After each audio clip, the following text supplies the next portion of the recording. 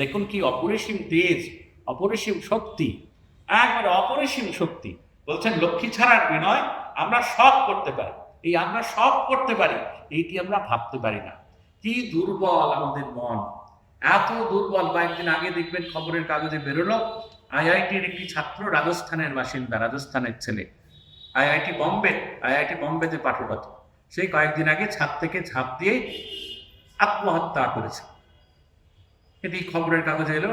দেখবেন মাঝে মাঝে বিভিন্ন আইআইটি, ইঞ্জিনিয়ারিং কলেজ, এই সমস্ত যে যুবক যুবতীরা পড়াশুনো করে, বিভিন্ন পারিবারিক চাপে, সম্পর্কের চাপে, অর্থনৈতিক চাপে বিভিন্নভাবে তারা যখন খুব বিধ্বস্ত, তখন পথ না খুঁজে পেয়ে আত্মহত্যা করে।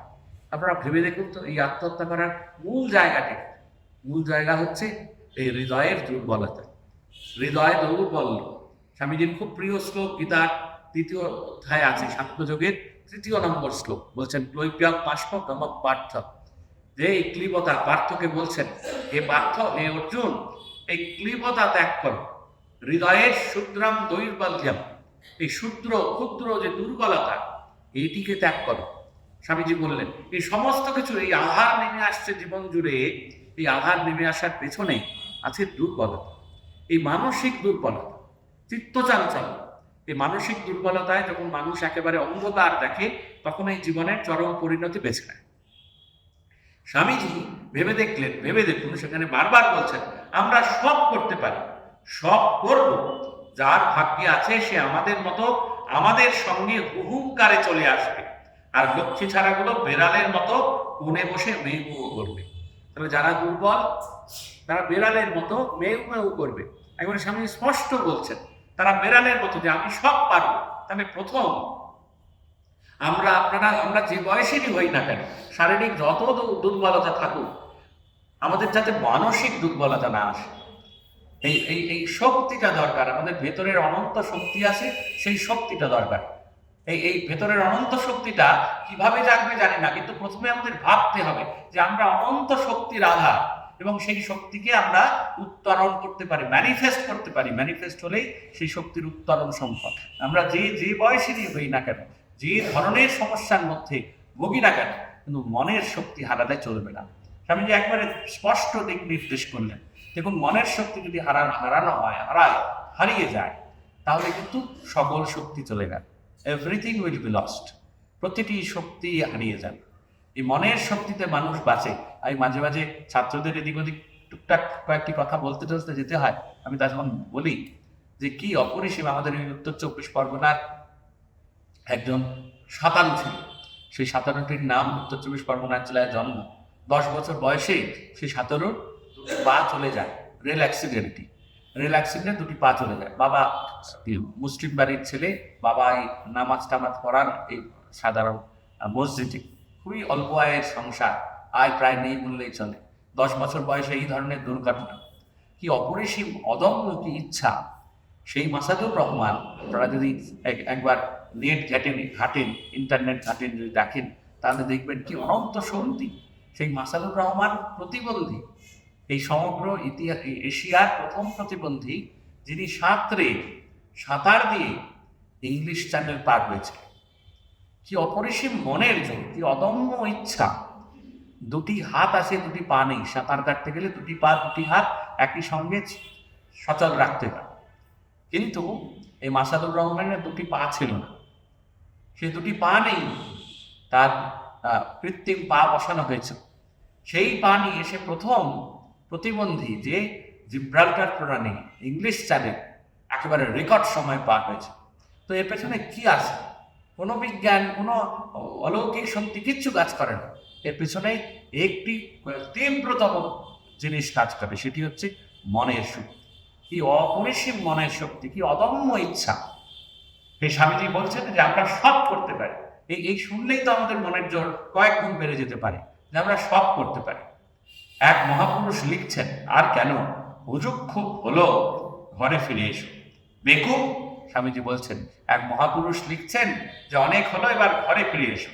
স্বামীজি বলছেন, বেকুব, তোকে মরদ বলতো যদি একটা ঘর করে আমায় ডাকতে পারতিস। ওসব আমি 10 বছর দেখে দেখে বাঁকা হয়ে গেছি, কথায় আর চিলে ভিজে না। যার মনে সাহস, হৃদয়ে ভালোবাসা আছে, সে আমার সঙ্গে আসুক, বাকি কাউকে আমি চাই না। মার কৃপায় আমি একা 1,00,000 আছি, 20,00,000 হব। আমার একটি কাজ হয়ে গেলেই আমি নিশ্চিন্ত। দেখেছেন, একবার পরতে পরতে শক্তির ছাটা। বলছেন আমি 1,00,000 আছি, পরে 20,00,000 হব। কে বলতে পারে? স্বামীজি বলতে পারে। এই 1,00,000 আছে, বলছেন কথায় আর চিড়ে ভেজে না। শুধু স্বামীজি বারবার বলে শুধু লেকচার আর লেকচার। হ্যাঁ, কথায় আর চিড়ে ভেজে না। যার মনে সাহস, হৃদয়ে ভালোবাসা আছে, সে আমার সঙ্গে আসুক, বাকি কাউকে আমি চাই না। মার কৃপায় আমি একা 1,00,000 আছি, 20,00,000 হব। আমার একটি কাজ হয়ে গেলে আমি নিশ্চিন্ত। রাখাল ভায়া, তুমি উদ্যোগ করে সেইটি করে দেবে। মা ঠাকুরানীর জন্য একটা জায়গা। আমার টাকা করি সব মজুদ, খালি তুমি উঠে পড়ে লেগে একটা জমি দেখে শুনে কেন। জমির জন্য 3 অথবা 4, 5,000 পর্যন্ত লাগে তো ক্ষতি নাই। ঘর দ্বার এক্ষণে মাটির ভাল, 1তলা কোঠার চেয়ে মাটির ঘর ঢের ভালো। ক্রমে ঘর দ্বার ধীরে ধীরে উঠবে। যে নামে বা রকমে জমি কিনলে অনেক দিন চলবে, তাই উকিলদের পরামর্শে করিবে।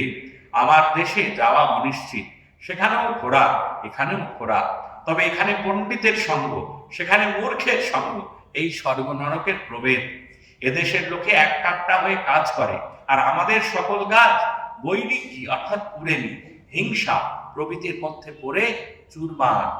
হিংসার মধ্যে পড়ে চুরমার। স্বামীজি বলছেন, হরমোহন মধ্যে মধ্যে এক দিগ্গজ পত্র লেখেন, তা আমি অর্ধেক পড়তে পারি না, ইহা আমার পক্ষে পরম মঙ্গল।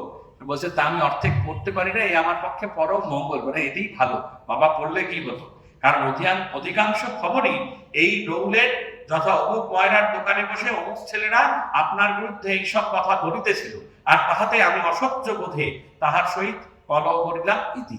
মানে হরমোহন মিত্র তিনি চিঠি লিখেন এবং চিঠি লিখে স্বামীজিকে বলেন যে অমুক ময়রার দোকানে এই আপনার বিরুদ্ধে অমুক কথা হচ্ছিল, আমি সেখানে কলহ করিলাম, আমি সেখানে একটু ঝগড়া করিলাম, মানে আপনার পক্ষ সমর্থন করিলাম ইত্যাদি। স্বামীজি বলছেন ওসবের আমার দরকার নেই, আমার পক্ষ সমর্থনের জন্য তাহাকে ধন্যবাদ, কিন্তু জেরে মালা আমার সম্বন্ধে কে কি বলিতেছে, ইহা সবিশেষ শুনিবার বিশেষ বাধা এই যে স্বল্পস্য কালো বহবস্য বিঘ্না। বলছেন আমার ওসব কথা শোনার দরকার নেই, কারণ আমার হাতে স্বল্পকাল, স্বল্পস্য কাল, মানে খুব অল্প সময় আছে।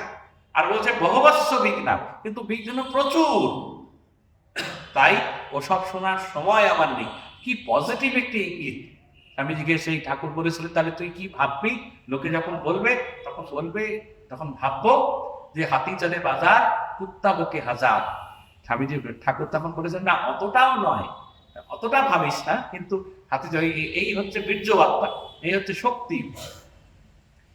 এই একেবারে ফুৎকারে উড়িয়ে দেওয়া। কাকে উড়িয়ে দেওয়া? মানুষকে নয়, সেই মানুষটিকে নয়, একেবারে নেগেটিভ ভাবনাটাকে উড়িয়ে দেয়। আমরা তো শব্দ হয়ে যাই, আমরা লুব্ধ হয়ে পড়ি, কাতর হয়ে পড়ি। কে কি বললো, কে কি কমেন্ট করলো, সেই নিয়ে চর্চা চলতে থাকে। মানসিক দ্বিধাদ্বন্দ্ব সর্বদা চলতে থাকে মনের মধ্যে।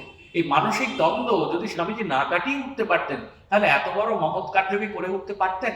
কারণ আমরা সবাই জানি, আপনারা স্থির জানবেন, স্বামীজিকে যেমন আমরা এখন খুব সুন্দর করে তিলক চন্দনে মালা পরাচ্ছি, গুরুপদে বরণ করছি, স্বামীজির শক্তিতে আমরা শক্তিমান হচ্ছি, কিন্তু একদল মানুষ চিরকাল থেকেছেন যারা স্বামীজির এই ভাবনার সম্পূর্ণ বিরোধিতা করে গেছে, সম্পূর্ণ বিরোধিতা করে গেছে। এই ভারতবর্ষের, এই পশ্চিমবঙ্গের তৎকালীন সময়ে, তথা তো পশ্চিমবঙ্গ ঠিক এই নামটি হয়নি, তৎকালীন সময়ের যারা গোড়া পণ্ডিত বামুন, তারা স্বামীজির কি চরম তীব্র বিরোধিতা করেছেন।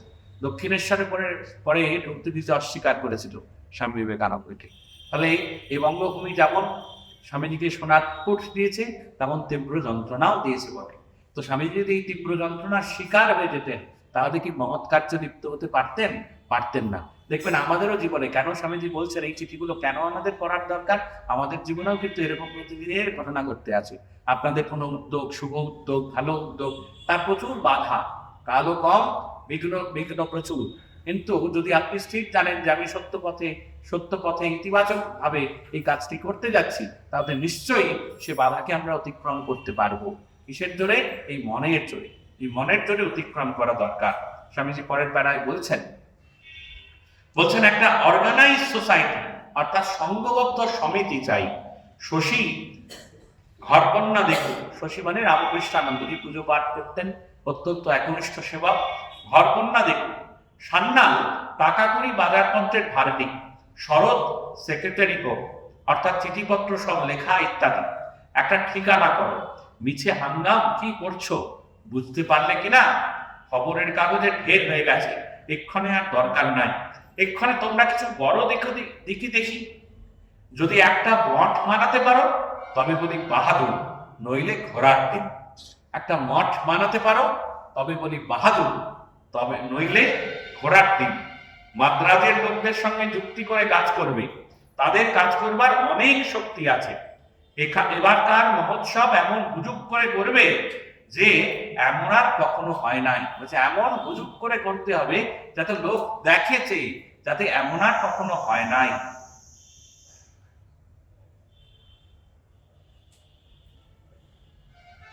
খাওয়া দাওয়া হুজুগ যত কম হয় ততই ভালো। দানা প্রসাদ মালসা ভোগ যথেষ্ট। সুরেশ দত্তর শ্রীরামকৃষ্ণ জীবনী পাঠ করলাম, ভালো, তবে প্রভৃতি উদাহরণগুলি ছাপিয়েছেন কেন? কি মহাপাপ, ছিছি। আমি একটা ইংরেজিতে রামকৃষ্ণের জীবনী ভেরি শর্ট, অতি সংক্ষিপ্ত লিখিয়া পাঠাইতেছি, সেটা ছাপাইয়া ও বঙ্গানুবাদ করিয়া মহোৎসবে বিক্রি করিবে। বিতরণ করিলে লোকে পড়ে না, কিঞ্চিত দাম চাই। খুব ধুমধামের সঙ্গে মহোৎসব করিবে, কিছু কালেকশন চাঁদা দেবে, তাতে 2-1 হাজার টাকা হতে পারবে। তাহলে মা ঠাকুরুনির জমির উপর দস্তুর মতো ঘরদার হয়ে যাবে। ইতি। এই সূত্র রূপরেখা দেখেছেন? একেবারে কি বাস্তব অভিজ্ঞতা।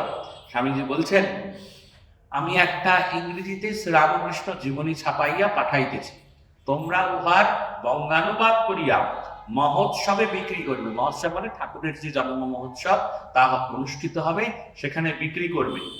বিতরণ করলে লোকে পড়ে না। আপনি ফ্রিতে জিনিস দিন, মানুষ পড়বে না।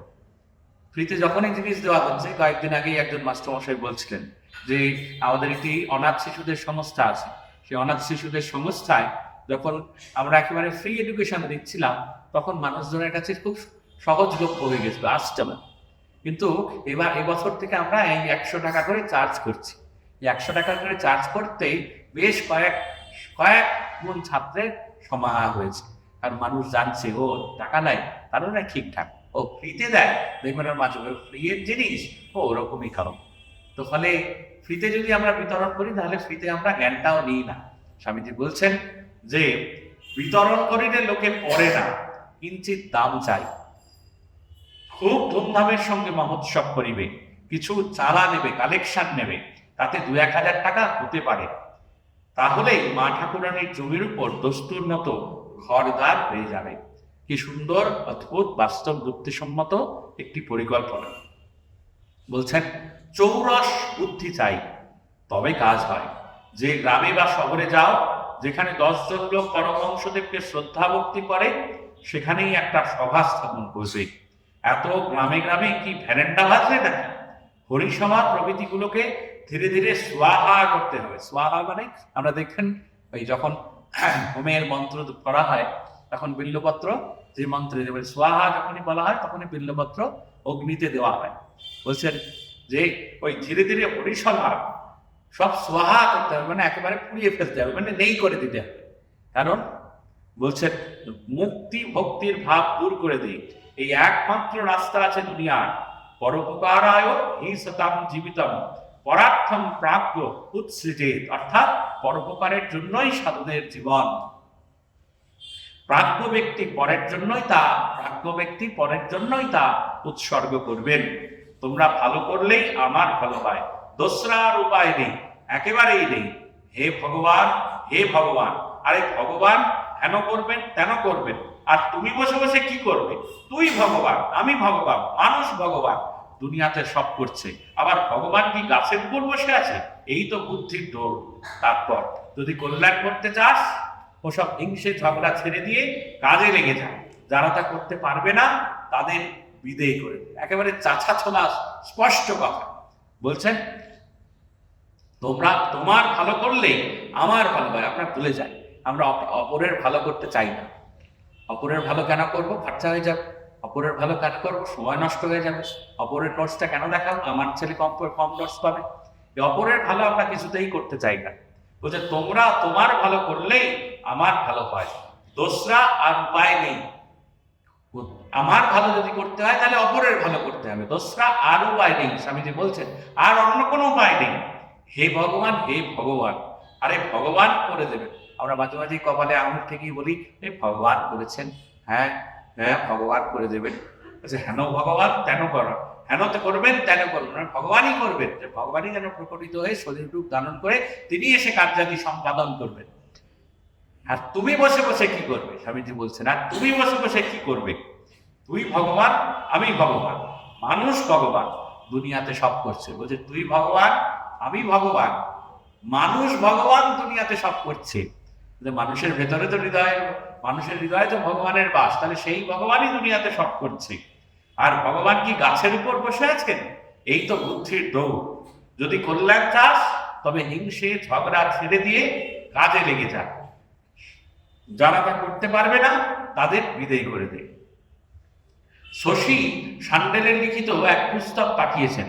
লিখেছেন যে শশীবাবুর সাংসারিক অবস্থা অত্যন্ত খারাপ, তাই জন্য তার পুস্তকের যদি এদেশে কেহ সহায়তা করে। দাদা, সে পুঁথি হলো বাংলা ভাষায়, এদেশের লোক কি সাহায্য করবে? পুঁথি পড়ে বিমলা অবগত হয়েছেন যে এ দুনিয়াতে যত লোক আছে তারা সকলে অপবিত্র এবং তাদের প্রকৃতিতে আসলে ধর্ম হবার জোটই না। কেবল ভারতবর্ষের এক মুষ্টি ব্রাহ্মণ যারা আছেন তাদের ধর্ম হতে পারবে। আবার তাদের মধ্যে শশী আর বিমলাচরণ এরা হচ্ছে চন্দ্র সূর্য স্বরূপ। সাবাস, কি ধর্মের জোর রে বাবা! বিশেষ বাংলাদেশে ওই ধর্মটা বড়ই সহজ, অমন সোজা রাস্তাতে তো আর নাই। তপ জপের সার সিদ্ধান্ত এই যে আমি পবিত্র আর সব অপবিত্র। পৈশাচিক ধর্ম, রাক্ষসী ধর্ম, নারকী ধর্ম যদি আমেরিকার লোকের ধর্ম হতে পারে না, যদি এদেশে ধর্ম প্রচার করা ঠিক নয়, তবে তাহাদের সাহায্য গ্রহণে আবশ্যিক কি? এদিকে অযাচিত বৃত্তির ধূম, আবার পুঁথিময় আক্ষেপ, আমায় কিছু দেয় না। বিমলা সিদ্ধান্ত করেছেন যে যখন ভারত সুপ্ত লোক শশী আর বিমলার পদপ্রান্তে ধনরাশি ফেলে দেয় না, তখন ভারতের সর্বনাশ উপস্থিত। কারণ শশীবাবু সূক্ষ্ম ব্যাখ্যা অবগত আছেন এবং বিমলা তৎপাঠে নিশ্চিত অবগত হয়েছেন যে তিনি ছাড়া এ পৃথিবীতে আর কেউই পবিত্র নাই। এ রোগের ঔষধ কি? বলি, শশীবাবুকে মালাবারে যেতে বলো, যেখানে রাজা সমস্ত প্রজার জমি ছিনিয়ে নিয়ে ব্রাহ্মণগণের চরণার্পণ করেছেন।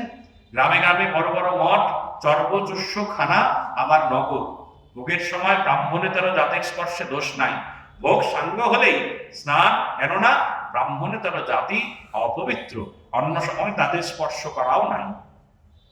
এই সত্য বলছেন যে এই শশীবাবুর কথা বলছেন যারা মনে করেন যে আমি পবিত্র আর বাকি সব অপবিত্র। আর এই বাকি সব অপবিত্র এই ভাবনা কিন্তু আমাদেরও মনের মধ্যে দেবেন, আমিই তো করছি আর বাকি সব কিছু করছে না। এই ভাবনা বড় একেবারে ছোঁয়াছে। বলছেন অবগত আছেন শশীবাবু, বিমলা অবগত, তিনি ছাড়া এই পৃথিবীতে আর কেউই পবিত্র নাই। তিনি ছাড়া এই পৃথিবীতে আর কেউই পবিত্র নাই। আর ব্রাহ্মণের দিকে সমস্তটাই অর্পণ করেছেন।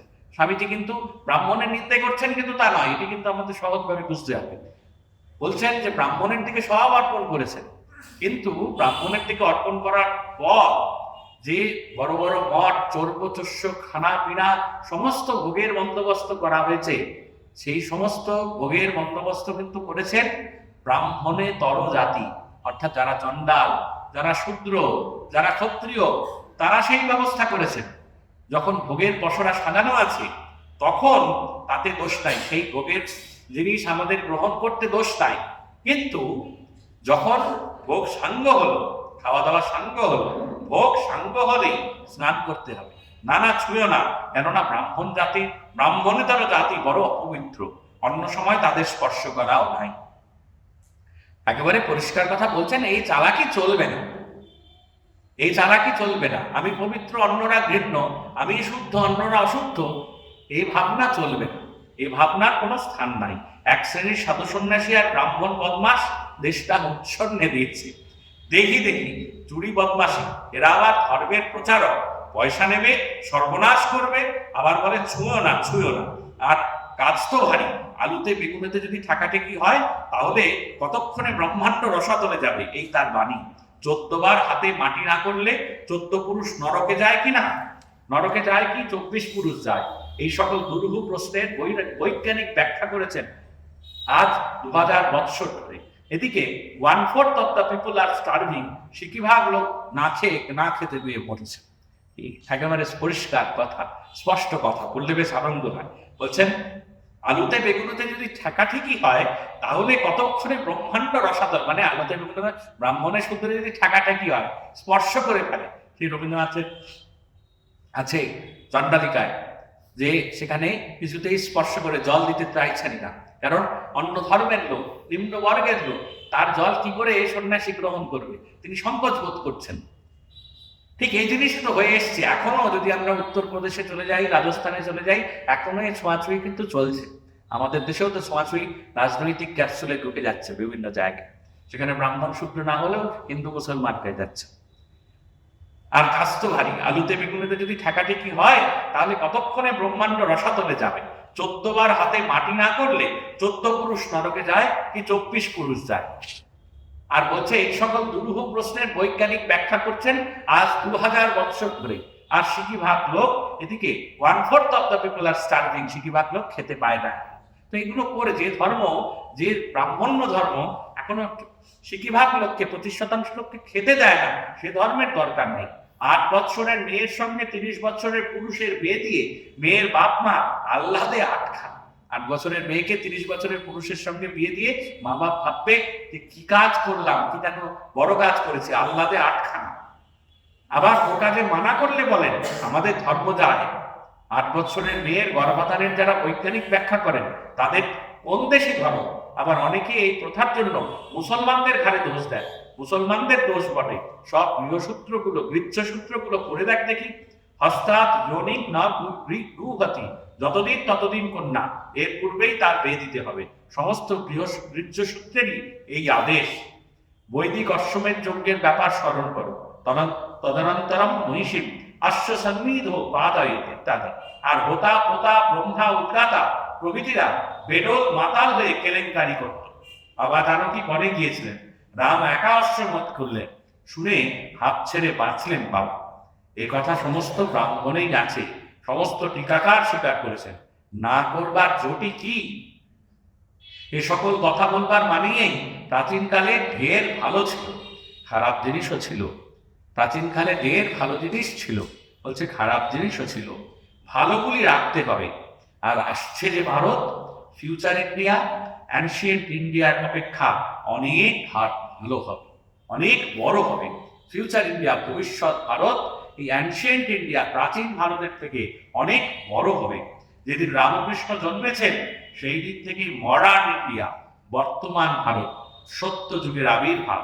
আর তোমরা এই সত্য যুগের উদ্বোধন করো, এই বিশ্বাসে কার্যক্ষেত্রে অবতীর্ণ হও। স্বামীজির এই প্রতিটি কথায় একেবারে একেবারে আগুন ঝরছে, কি পজিটিভনেস, কি ইতিবাচকতা।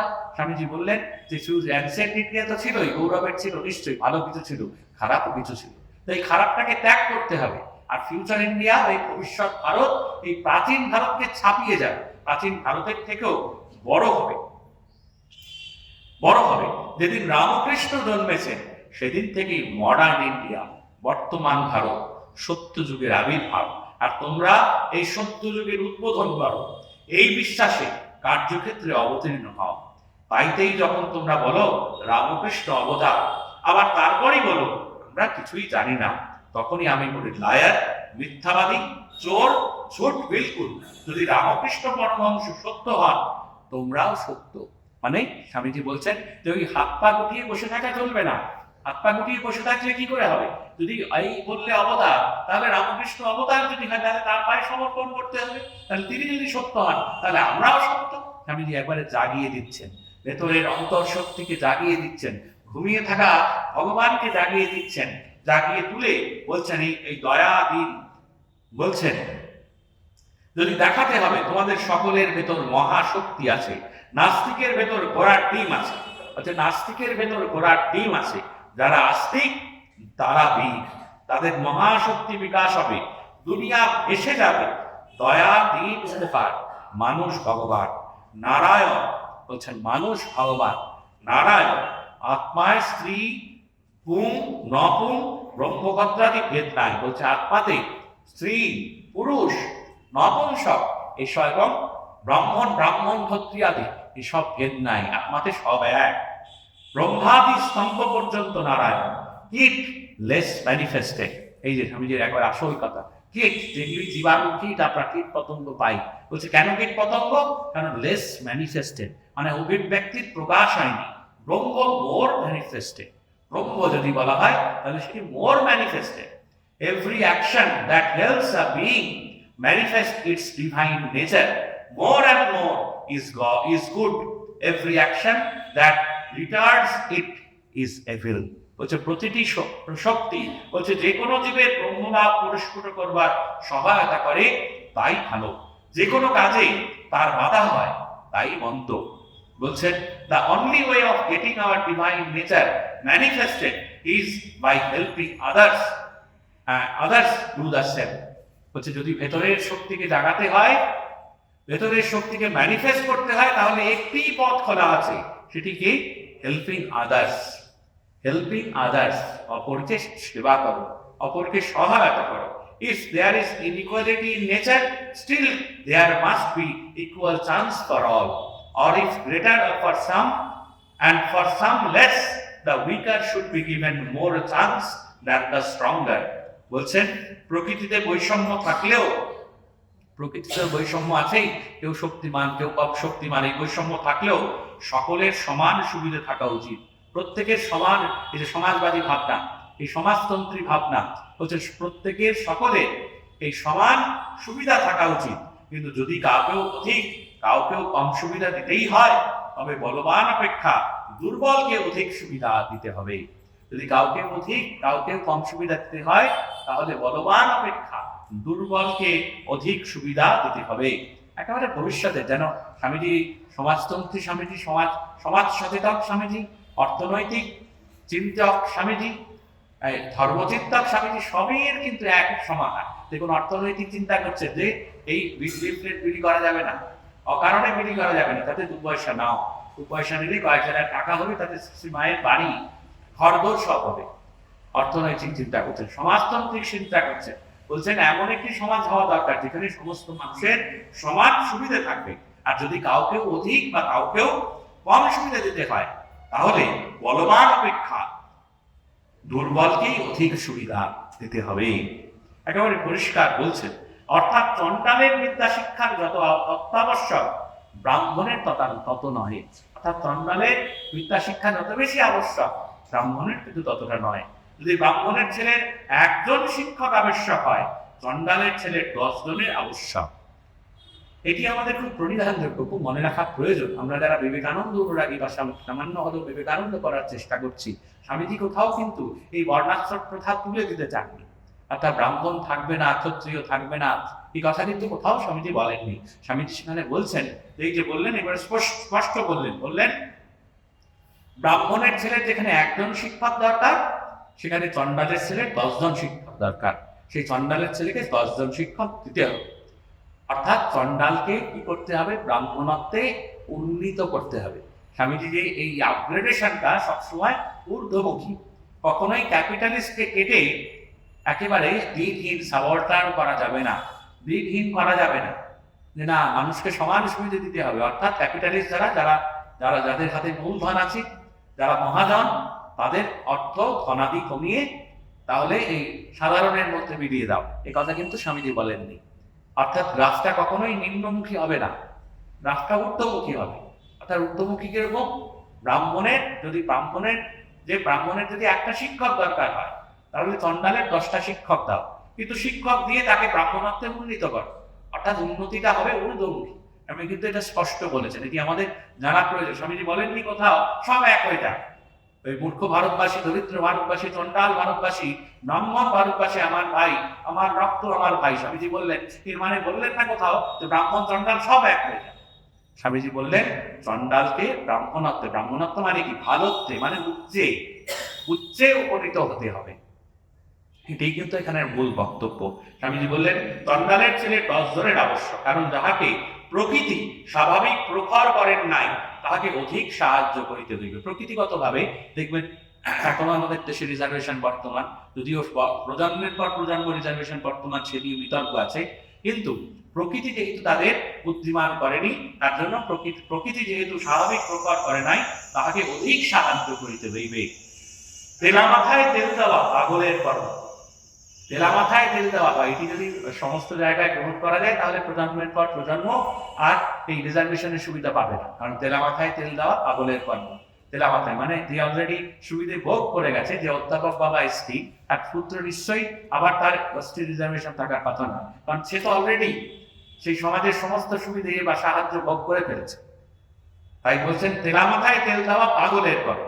The poor, the downtrodden, the ignorant, let this be your God. তারা তোমার দেবতা হয়ে উঠবে। পুয়ার, গরিব, ডাউনট্রডেন, একেবারে অধপতিত, ইগনোরেন্ট, অজ্ঞ, let there be your God. দরিদ্র, পদদলিত, অজ্ঞ, ইহারাই তোমার ঈশ্বর গো, ইহারাই তোমার ঈশ্বর গো। মহাদব সামনে, দব, মহাদব, পাপ, মহাদব সামনে, সাবধান।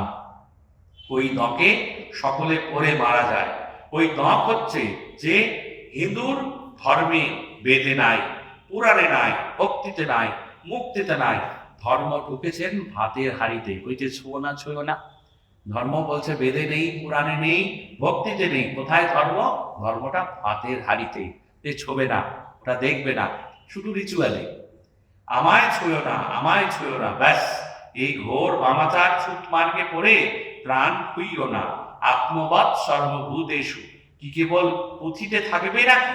আত্মবৎ আমি সর্বভূতে বিরাজমান। এই আমার আত্মা, এই আমি সর্বভূতে বিরাজমান। আত্মবৎ সর্বভূতেষু, কি কেবল পুঁথিতে থাকিবে নাকি? যারা এক টুকরো রুটি গরিবের মুখে দিতে পারে না, তারা আবার মুক্তি দিবে। যারা অপরের বিশ্বাসে অপবিত্র হয়ে যায়, তারা আবার অপরকে পবিত্র করিবে। অপরের বিশ্বাসে, যে কাছাকাছি নিঃশ্বাস ফেললেই, সূত্রের নিঃশ্বাস, সন্তানের নিঃশ্বাস ফেললেই অন্য লোক অপবিত্র হয়ে যাবে, বলছে তারা আবার পবিত্র করবে।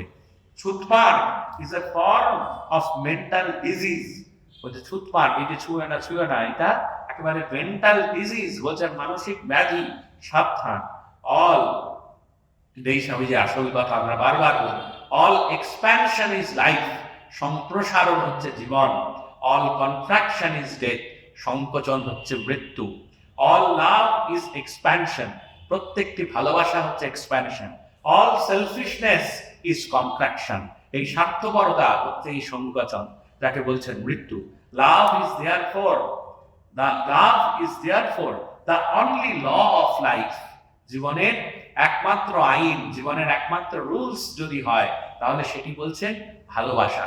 বলছেন love is only law of life. He who loves lives, he who is selfish is dying. যে ভালোবাসে সে জিতে আছে, বেঁচে আছে, আর যে সেলফিশ, যে স্বার্থপর, সে ডাইং, সে মৃতপ্রায়। Therefore, love for love's sake, ভালোবাসা ভালোবাসার জন্যই, because it is only law of life. Just you breathe to live. আমরা শুধু just you breathe to live, একমাত্র বাঁচিয়া থাকার জন্য যেমন নিঃশ্বাস প্রশ্বাস দরকার, তেমনই বেঁচে থাকার জন্য প্রেম দরকার। This is the secret of নিষ্কাম প্রেম কর্ণ। ইহাই নিষ্কাম প্রেম, ইহাই নিষ্কাম কর্ম প্রভৃতি রহস্য। শশীর যদি কিছু উপকার করিতে পারো, চেষ্টা করিবে। সে অতি উদার ব্যক্তি ও নিষ্ঠাবান, তবে সংকীর্ণ প্রাণ। এই যে আপনাকে ছিল না, শশীর কথা বলছেন, এই সংকীর্ণ প্রাণ, বড় দুঃখ কাতরতা সকলের ভাগ্যে পায় না। রামকৃষ্ণ অবতারে জ্ঞান, ভক্তি ও প্রেম, অনন্ত জ্ঞান, অনন্ত প্রেম, অনন্ত কর্ম, অনন্ত জীবে দয়া। তোরা এখনো বুঝতে পারিসনি। সত্যিয়া নাম বেদ না চৈব কশ্চিৎ, কেউ কেউ আত্মার বিষয় শুনিয়াও ইহাকে জানিতে পারে না। বলছে কেউ কেউ এমন অজ্ঞ থাকে, এমন মূর্খ থাকে, যে আত্মার কথাই চলছেন, বলছে, কিন্তু আত্মার বিষয় শুনিয়েও নিজের আত্মার বিষয় ইহাতে জানিলে আত্মাকে জানতে পারে না। What the whole Hindu race has thought in ages, he lived in one life. His life is the living commentary to the Vedas of all the nation, বলছেন সমগ্র হিন্দু জাতি যুগ যুগ ধরে যে চিন্তা করে এসেছে, তিনি এক জীবনে সেই সমুদয় ভাব উপলব্ধি করেছেন। কার কথা বলছেন? শ্রী প্রভুর কথা বলছেন, ভগবানের কথা বলছেন, রামকৃষ্ণের কথা বলছেন, ভক্তির কথা বলছেন। বলছেন যে হিন্দু জাতিকে যুগ যুগ ধরে যা ভেবে এসছে, তিনি তার এক জীবনে, বলছেন living commentary of to the Vedas of all to all Nations, তিনি এক জীবনে এই জাতির জন্য করে দিয়েছেন। ক্রমশ লোকে বুঝবে। আমার পুরনো বল, struggle up to light onward, প্রাণপণ সংগ্রাম করে আলোর দিকে অগ্রসর হও। স্বামীজির এই মূল কথা, আলোর দিকে অগ্রসর হও, অন্ধকারের দিকে নয়। স্বামীজি আমাদের এই শক্তি দিক, এই প্রার্থনা করে শেষ করি। ওম পরতত্ত্বে সদা লীনো রামকৃষ্ণ সমাপ্তয়া, यो धर्म स्थापनरतो वीरेशं दं नमामि।